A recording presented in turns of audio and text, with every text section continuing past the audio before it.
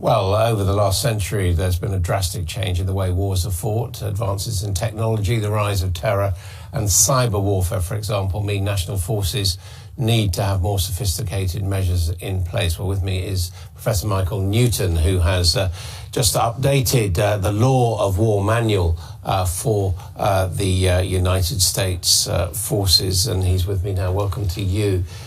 Is there really a law of war? We've seen all sorts of appalling things being done. Oh, absolutely there is. It's the lifeblood of the military profession, and more importantly, it's the glue that binds our coalitions together. It's very complex and it's hard to do sometimes, but it's absolutely very real and very important. So this is guidelines for the United States Department of Defense. Presumably every country has different rules, do they? They do. The Canadian manual, the German manual, the UK manual is cited many, many times in the US American Law of War manual.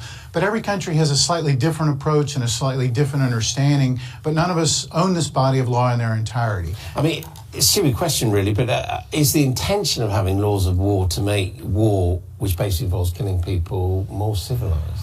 Well, I wouldn't say more civilized. I would say there's a balance. We had a very sophisticated meeting yesterday at Policy Exchange, because we all come, the different members of a coalition come with very different perspectives and sometimes very complicated legal issues and slightly different nuanced positions. And what we have to do is work towards a place where we can all work effectively together to accomplish the overarching mission. Because one would have Daesh, but do it lawfully. Yeah, I mean, one would have the impression, looking at Syria, for example, the use of chemical weapons, even the use of drones by the other side, that a lot of the conventions which used to be there have gone. Well, they're there. That's the challenge. And the real challenge comes in the investigation and the accountability process, so that you can definitively say to the Russians, you do not have legal authority to bomb every medical facility in and around Aleppo.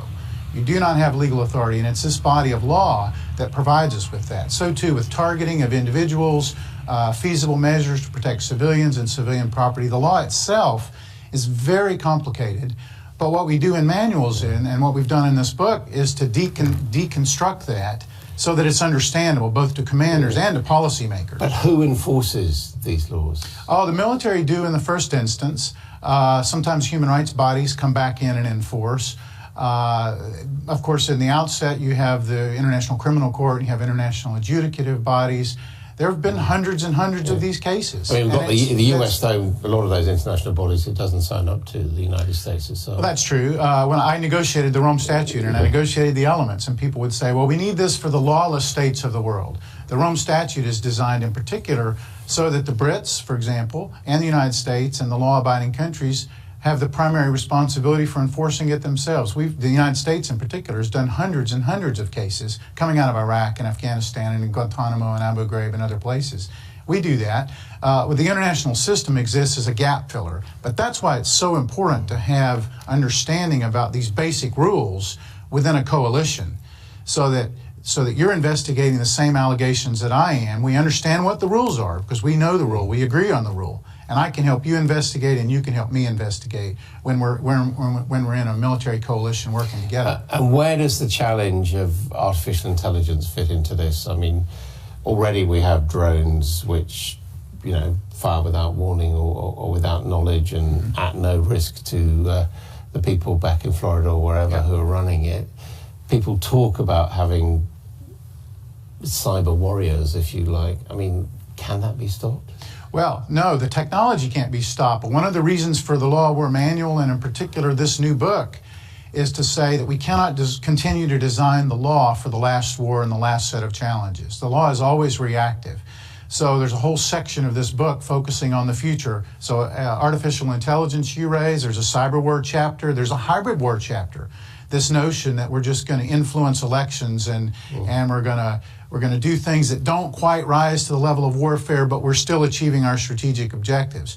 And the challenge is within a coalition. This was the discussion at Policy Exchange yesterday. How do we grapple with these new forms of warfare and these new challenges using and adapting the existing body of law? It's a real challenge. You obviously believe in it, but are you an optimist that the world is going to behave better according to the laws of the rule of law? Well, I am. I'm a military professional at core. I'm a West Point graduate, and I've seen how important this is to the professionalism of forces in the field.